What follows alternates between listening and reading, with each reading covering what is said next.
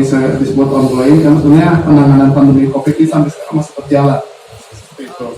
Nah, kami biasanya melakukan pemeriksaan itu apabila sesuatu atau satu kegiatan sudah selesai post audit ya. Pemeriksaan apa yang sudah dilakukan? Pertama, kami melakukan pemeriksaan terhadap kepatuhan penanganan pandemi COVID. Itu pemeriksaan dengan tujuan tertentu. Jadi di Indonesia ini ada 107 entitas, Bu, 107 pemerintah daerah yang kita audit atas kepatuhan penanganan pandemi COVID ini. Kemudian juga ada pemeriksaan kinerja, Bu, pemeriksaan kinerja kesehatan dalam bidang penanganan COVID, Bu. Jadi kita ingin melihat apakah pemerintah daerah sudah melakukan upaya yang cukup dalam melakukan tracing treatment tracer yang 4T itu, Bu, saya lupa itu apa saja. Itu ada 95 pemerintah daerah yang kita lakukan pemeriksaan kinerja atas bidang kesehatan untuk penanganan COVID. Kemudian di lingkup pemerintah pusat juga ada beberapa kementerian lembaga, Bu, yang juga kita audit, Bu, terkait dengan penanganan pandemi COVID ini.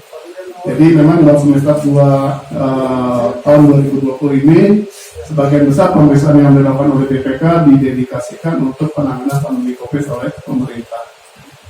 Kemudian terkait dana desa. Agak benar nanti masuk BTP. Kira-kira kalau ada untuk sendiri apapun itu yang melanggar ketentuan. Assalamualaikum warahmatullahi wabarakatuh.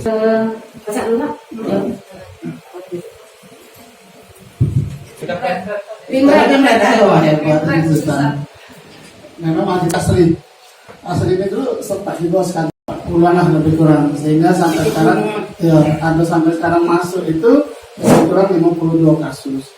Nah, dari 52 kasus itu tadi sebagian besar itu badan publik yang dimohonkan sengketa informasi. Nah, bukan kasus sebenarnya, surat saya permohonan sengketa informasi. Kenapa? Karena tadi yang ngomong mungkin pemohon informasi itu